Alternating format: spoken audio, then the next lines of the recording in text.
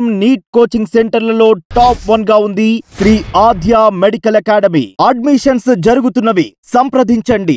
అరాచకాలకు పాల్పడే వారిని రోడ్డు మీద ఉరికించుకొట్టేటటువంటి గబ్బర్ సింగ్, పవన్ కళ్యాణ్, అలాగే lady Singam Vangalapudi Anitha home minister గా, పవన్ కళ్యాణ్ డిప్యూటీ సీఎం గా ఉన్నటువంటి రాష్ట్రంలో అత్యంత దారుణంగా ఒక 3 సంఘటనలు జరిగాయి. ఈ 3 సంఘటనలు కూడా అసలు ఎంత దారుణం అంటే అసలు వీళ్ళు ఏం చేస్తున్నారో అసలు ఒక రకంగా విస్తుపోయేటటువంటి పరిస్థితి అనమాట. అసలు లేడీ సింగం ఒకవైపున, గబ్బర్ సింగ్ ఒకవైపున ప్రభుత్వంలోకి వచ్చిన తర్వాత రాష్ట్రం ఎలా ఉండాలి, అన్యాయాలు అరాచకాలు చేసేవాళ్ళు అసలు ఎంతటి భయభ్రాంతులకు లోను కావాలి, ఇక అలాగే హత్యలు లేదంటే మానభంగాలు చేసే వాళ్ళైతే వాళ్లకు కింద పైన కట్ అయిపోవాలి. ఎందుకంటే గబ్బర్ సింగ్ ఒకవైపు ఉన్నారు, అలాగే లేడీ సింగం ఒకవైపు ఉన్నారు. కానీ చాలా అసలు ఆంధ్రప్రదేశ్ రాష్ట్రం ఎప్పుడూ చూడనటువంటి ఇన్సిడెంట్లు ఈ నెల రోజుల పరిపాలన సాగాయి. ఈనాడు అయితే 5 ఏళ్ల అరాచక పాలనకు ముగింపు అంటూ అసలు పత్రికలో రాసి ఊదరగొట్టి నిజంగానే అరాచక పాలన సాగిందేమో అని చెప్పేసి ఆంధ్రప్రదేశ్ ఓటర్లను భ్రమింపజేసింది. కానీ ఈ నెల రోజుల్లో జరిగిందని మాత్రం చూడకుండా కళ్ళు మూసుకుంది. ఎందుకంటే అదొక కుల పత్రిక. ఇప్పుడు వాళ్ళ గుల ప్రభుత్వం అధికారంలో ఉందన్నమాట. వాళ్ళ సంగతి పక్కన పెడితే అసలు ఈ 3 ఇన్సిడెంట్లు చూస్తే, ఒకటి 9వ తరగతి చదువుతున్నటువంటి పాప మీద అత్యాచారం, రెండోది 9 ఏళ్ల పాప మీద. వీళ్ళిద్దరు కూడా మైనర్స్, వాళ్ళ వివరాలు డీటెయిల్స్ చెప్పకూడదు. కానీ ఆ 9వ తరగతి చదువుతున్న పాపదేమో స్వయాన హోమ్ మినిస్టర్ నియోజకవర్గం పాయకరావుపేట, అది వంగలపూడి అనిత ప్రాతినిధ్యం వహిస్తున్నటువంటి నియోజకవర్గం.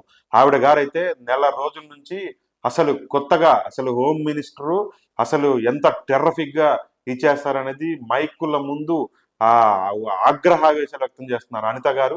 మరి తన సొంత నియోజకవర్గంలో జరిగిన దాని విషయంలో, అది కూడా సాధారణ మహిళకు, సాధారణ కుటుంబానికి సంబంధించిన అమ్మాయికి జరిగిన అన్యాయాన్ని ఎందుకు చేయట్లేదు? ఎందుకంటే దీని వెనకాల రాజకీయ పలుకుబడులు ఏమి లేవు, ఏమి ఉండవు కూడా.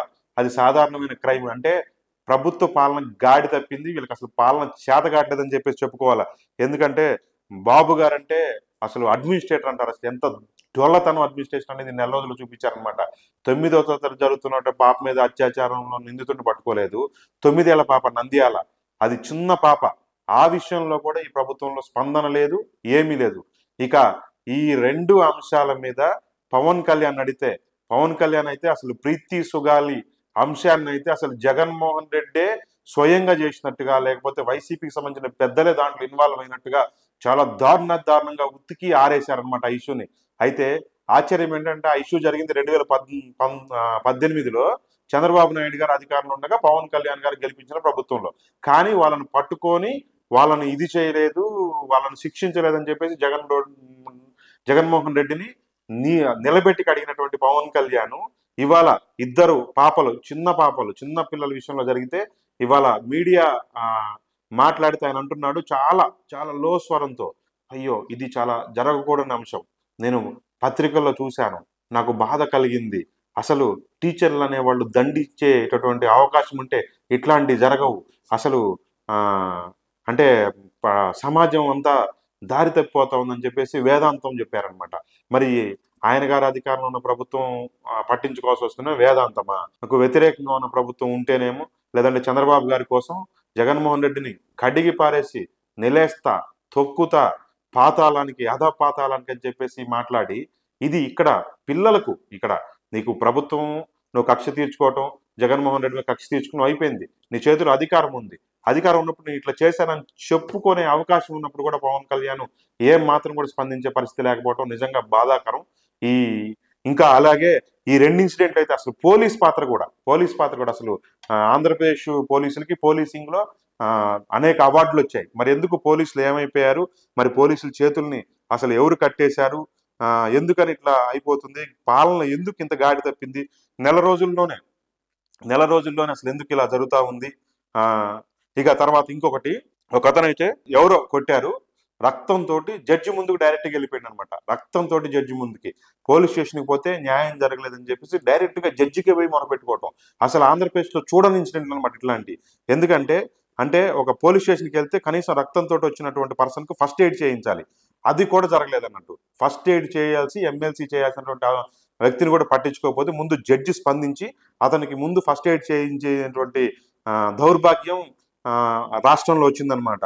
అసలు అంటే అసలు 5 ఏళ్ల అరాచక పాలన అంటూ చేసినటువంటి ఈనాడు ఎక్కడికి పోయిందో, లేకపోతేనేమో తెలుగుదేశం మీడియా పచ్చపత్రికలు యాడిగిపోయినాయో, అసలు లేకపోతే అడ్మినిస్ట్రేటర్ చంద్రబాబు నాయుడు గారు యాడిగిపోయారో నిలదీసి కుదేసుకొచ్చేటటువంటి పవన్ కళ్యాణ్ గారు మరి డిప్యూటీ సీఎంగా ఉండగా వంగలపూడి అనిత గారు అసలు అన్యాయాల అక్రమాలని మీడియా ముందు 5 ఏళ్ల పాటు నిలదీసి కడిగి పారేసినటువంటి అనిత గారి చేతులు అధికారం ఉండగా ఇవి కూడా సాధారణమైన ఇన్సిడెంట్లు.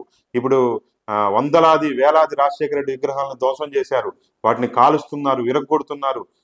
వాటి మీద అంటే వాళ్ళకున్న అంటే వైరిపక్షం మీద కక్ష తీర్చుకోవటం కింద చూడొచ్చు.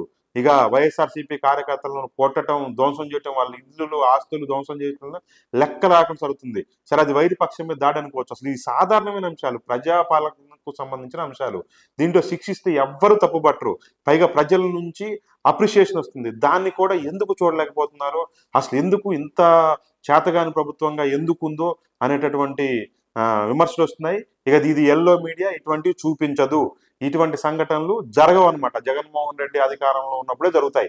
వైఎస్ రాజశేఖర రెడ్డి లేదంటే జగన్మోహన్ రెడ్డి లేకపోతే వాళ్లను వ్యతిరేకించేటటువంటి పార్టీలు, నాయకులు అధికారంలో ఉన్నప్పుడు మాత్రమే ఇట్లాంటివి జరుగుతాయి. ఇప్పుడు ఎల్లో మీడియా ఇట్లాంటివి చెయ్యదు. బాబు గారి డెవలప్మెంట్ ని, విజన్ ని మాత్రం చూపిస్తూ ఉంటుంది.